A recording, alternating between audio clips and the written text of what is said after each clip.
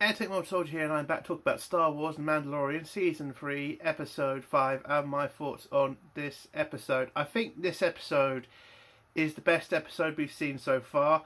I love the action scenes in this episode. A lot of stuff was very interesting. I like the fact we saw a bit more of Kane in this episode, and that we're learning a lot more about the galaxy as a whole, not just staying in one part of the universe continuously. And it is good to see Coruscant coming more and more back into use, because they have been, for weird reasons, avoiding Coruscant, which is very confusing. But yeah, it's great to see that Coruscant is being used more. Episode overall, I think it's a very good episode. I still think there are problems though. It's not perfect. There are, annoying little annoying little red flags, let's just say, that kind of need to get sorted out. And they are definitely replacing Mando with Bo-Katan. And the ending of this episode, it's pretty much, it's there, okay? They are going to replace Mando with Bo-Katan. Now, I'm not saying that's a bad thing, okay? She's not a Mary Sue. She has been in Star Wars for a long time, so her becoming the main character, I'm actually fine with. I don't mind Bo-Katan taking lead. And if they want to, push Mando away and we don't have to use him and he can go off with Grogu somewhere and we can stop with the whole baby and father thing for a bit, I would like that. But yes, a good episode. I will give it a 7 out of 10, which I think is the best I've given Mando episodes up to this point. So yeah, 7 out of 10. I did like the episode. I did like the fight scenes, and I definitely liked, more information about the galaxy. So let's go into spoilers now. If you don't want to hear spoilers, leave in 3, 2, 1. So the episode starts off with Griff talking to people about making adjustments to the city. I think they're a bunch of contractors or something, or at least Star Wars versions of contractors or designers. And he's talking to them about some part of the city that he wants to improve. Then a droid comes in to tell him he's getting a message from a pirate ship that turns out to be the same pirate that him and Mando fought, or at least killed his men. And whilst he's talking to the pilot, before he talks to the pirate captain, he tells the droid to evacuate the city, and he then tries to negotiate with the pirate to leave them alone, basically. And so the pirate calls him and says, "You pretty much started this fight when you killed my men." He has to remind him that, yes, I did kill your men, but they did start it first. And as it wasn't his fault, the pirate should leave. But this pirate captain doesn't really give a shit and says, because you killed my men, the punishment's going to be me taking over your city. And the fact that he hasn't joined the Republic and is not under the protection of the Empire anymore means it's open season on his city. Now, my problem with this entire situation is, what the fuck, Griff Targa? Why have you not got a security force? Where are your friends? You have a shitload of bounty hunters you can call upon to protect your city. You have no protection. Are you telling me Cara Dune was your only fucking protection? I mean, he did say in the first episode he wants to be an independent city. So that's good and everything, but you're going to need protection. If you don't want to join the New Republic, you have to buy your own militia then. You have to buy your own air force. Why hasn't he been doing any of this? Especially after the pirates came and attacked him in the first place. Why the fuck didn't he get his friends to come round and protect him for a little bit? This is just, it's very stupid. Now, I know I said this episode is a good episode, but again, I did say all the problems, and this is a big one. How has Griff not bought any protection for his people? It's so fucking dumb. So the pirate pretty much tells him that he doesn't really care. He's going to take over the city, and he ends the conversation. The pirate ship then starts firing at the city. Griff goes down to try to evacuate as many people as he can, but before he does go, he sends a signal to someone using a droid, and then goes down and tries to help people evacuate.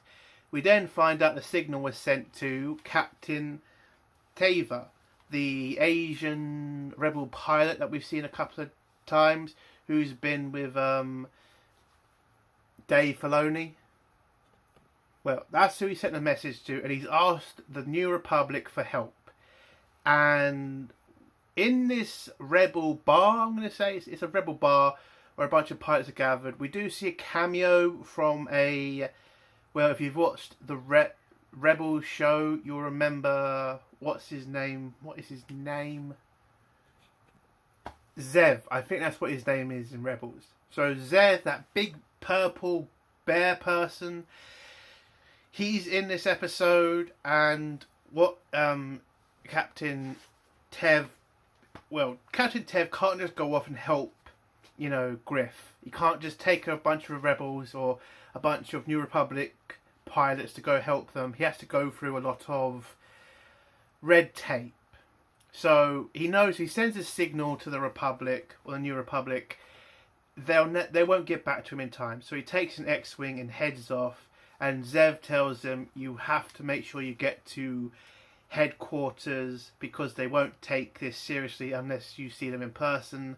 So he heads off to Coruscant in his X-wing. He gets to Coruscant. He lands at the headquarters, and when he tries to get into the office of the a colonel of the New Republic, a Rodian tries to stop him, but he just walks past, and he gives the note or the message to his colonel and tells him they need help. They're being attacked by pirates, and it's their duty to protect innocent people. And the colonel's kind of what I like about this scene is it shows that the rebellion has now turned into the New Republic, and with the New Republic there's a lot of bureaucracy. There's a lot of red tape he has to go through.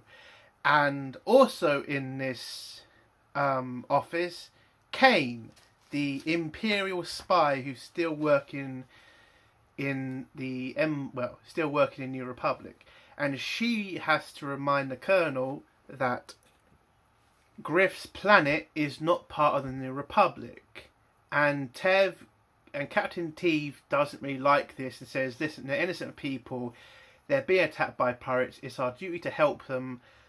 But when Kane says, if you want to get people to join the New Republic, they have to see that there's a benefit to joining. And if Griff decides to join the New Republic, this would be one of the reasons to do it, for the protection of the New Republic. And the Colonel kind of nods his head and says that's kind of a good idea. And then Captain Tev says that's how the Empire used to react, as kind of a little dig at Kane. But Kane's pretty much done her job. She's gotten the Colonel to pretty much not agree to send a task force. And the Colonel pretty much explains why they can't do that, as there's too many parts of the New Republic asking for help, and they just don't have enough resources to send to all these worlds. They're going to have to wait in line.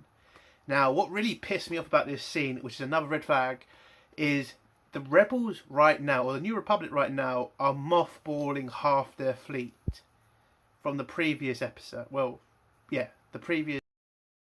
Actually, the episode 2 weeks ago, the episode 2 weeks ago, where they said that half the fleet was they're getting rid of half their fleet. Why are they doing that? It doesn't make fucking sense. So you've got all these parts of the New Republic that need help, need military assistance, yet you're getting rid of half your fucking military. It's so fucking dumb. So it's a no from the New Republic. They will not be helping Griff with the pirates. So Captain Tev heads off to try to find Griff some help from someone else. Oh, he also mentions in that scene, I forgot to mention this one, how the Imperial Remnant is now a thing. So apparently there's more Imperial Remnant forces taking more territory now. And still, the New Republic is getting rid of half its fleet. They know there's an empire still out there. They haven't completely won the fucking war, yet they are still getting rid of ships. They are fucking stupid. Oh my god, the writing in this episode. Anyway, so he heads off in his X-Wing and somehow manages to track down Mando and his cult group. When Captain Tev lands, he gets confronted by some Mandalorians. He then gets brought into he gets to talk to Mando. He tells them what's happened and how, Griff is getting attacked by pirates and he needs help. So Mando then has to try and convince his allies, his friends, they need to go back to help Griff, because also Griff offered him land to live on and he wants to offer that to the Mandalorians in his group. If they go there, they kill the pirates and they get all this free stuff and they could build some sort of civilization for their people to live safe and not stay in a random crocodile, bat and dragon-filled place. I mean, I don't know why it took this long for them to consider going somewhere else, but apparently that's what they needed. I mean, it's still ridiculous. They are staying somewhere where they've been attacked by crocodiles and attacked by dragons and have lost so many people, yet they've stayed there. It's so fucking dumb.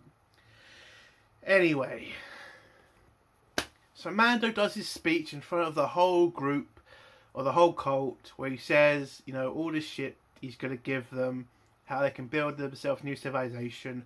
Then he's done, and then Favreau's character stands up, and when you think he's about to try to challenge Mando on his, idea of going to go help Griff and his people, Favreau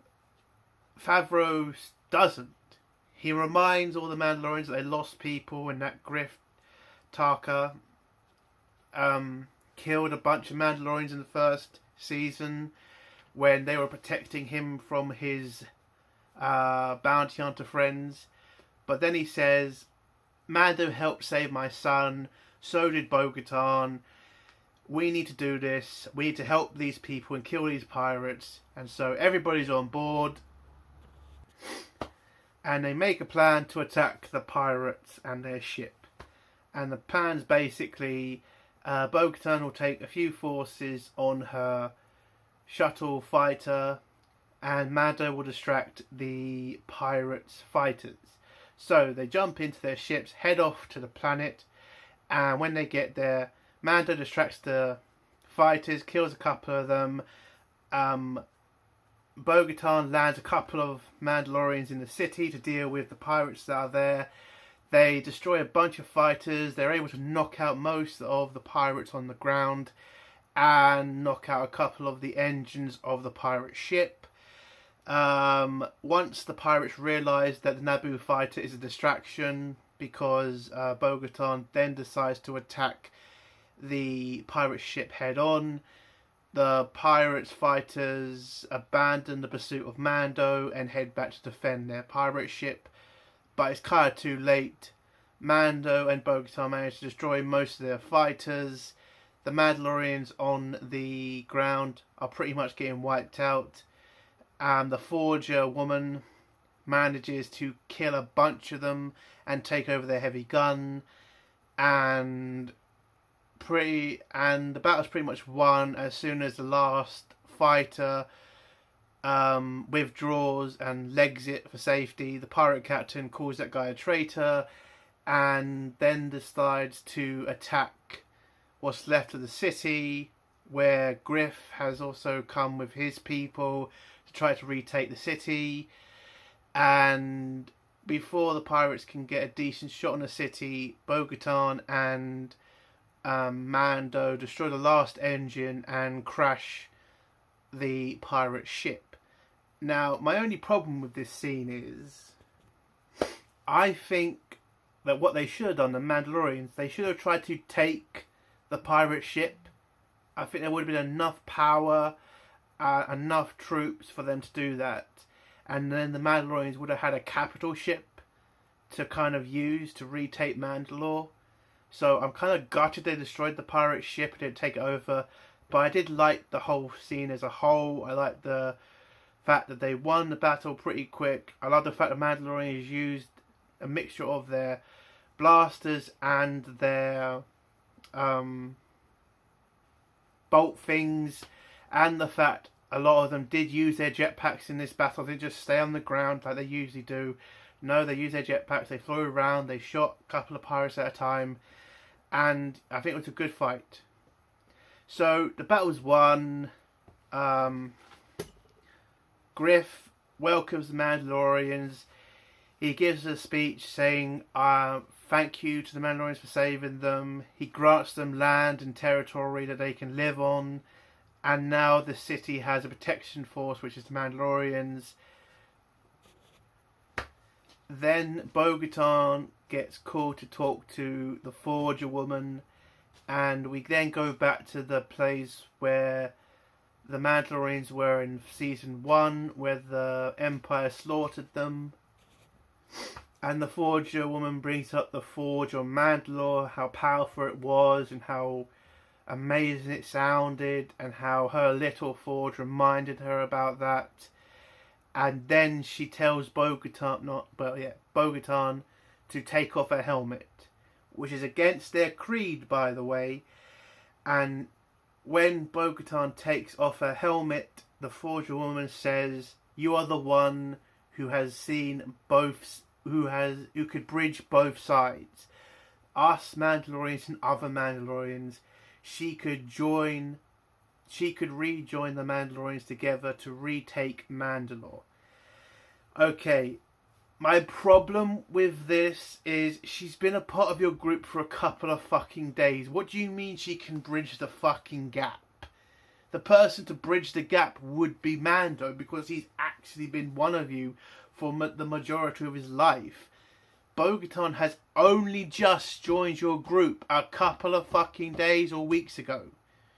Yet, she's going to be the person to bridge the gap. She had to be reminded last episode about how to eat. Now, I know people are going to say, well, it was ridiculous. Yes, I know it's ridiculous. Yeah, but in this episode, they're trying to say Bo-Katan is the bridge. How? She's been with your group for a couple of days or weeks or whatever. So I thought this scene, it was dumb. Okay, I get it. I get you're trying to put Bo-Katan in charge. And I think that's right, because it makes sense for her to be in charge. It makes sense for her to be the person to bring Mandalorians back to Mandalore. I get it. You could have written this scene in a lot better. So that's my problem with this scene. It just seems a bit ridiculous. So the Forger and Bo-Katan walk back to Bo-Katan's ship, where all the Mandalorians see that she's taken off her helmet. And then the Forger tells them all that she's the bridge, that means she's the person who could bridge the gap between all Mandalorians and retake Mandalore. And that's how the episode ends, with all the Mandalorians pledging to retake Mandalore. And that's the end of the episode. It's not a bad episode. Okay, again, I like the pirate fight. I like the ship getting destroyed. And I like the fact we saw more information about the New Republic and about... Oh no! Son of a bitch! I forgot! The final scene is Captain Captain Teva in his X-Wing finding a lander shuttle. And it turns out this lander shuttle, or Imperial shuttle, is the same Imperial shuttle that was transporting Moff Gideon. Now, my problem with this scene, I thought the New Republic didn't use Imperial equipment, yet you're using lander shuttles to transport Imperial prisoners.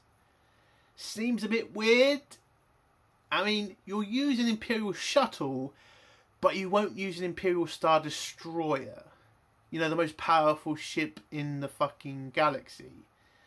I mean, it's so fucking stupid. What's the difference? Like, if you use the Nazi warship, you're a bad person. You use the Nazi shuttle, it's fine. It's dumb. It just matters how you use the weapon or how you use the ship. So this kind of pissed me off because the rebels are using... Not rebels. The New Republic are using Imperial equipment. They're just not using the good stuff. Which is ridiculous. Anyway, so Captain Teve sends in a probe to look inside the shuttle, where it turns out they don't find the body of Moff Gideon, and it turns out Moff Gideon did not get rescued or did not get freed by Imperials. He got freed by different Mandalorians, and he must be being held by Mandalorians, or Mandalorians must be working with the Empire now, and that's how the episode ends. And that was a pretty good scene, finding out about Moff Gideon and the Mandalorians that might be working with him. So it was a good episode. Do I think Moff Gideon is the Imperial we saw at the start of the series? The Imperials who bombed Bo-Katan's castle? I don't think so. I don't think Moff Gideon would have that much power yet. He did lose a lot of his forces against Mando. I do think that we are getting Grand Moff Thrawn. I think he is definitely coming back. I think those were his Imperial forces. And I do hope we're going to see Thrawn soon, because that would just be very interesting to see. Episode as a whole, 7 out of 10. I still think it's a good episode. There are problems, but again, it is Star Wars. I mean, as long as it's not pissing me off, I think it's a win. So, yeah, an okay episode. And that's the end of my review. If you like this review, give it a like. If you dislike this review, give it a dislike. And if you like my content, do think about subscribing. Entertainment Soldier, bye.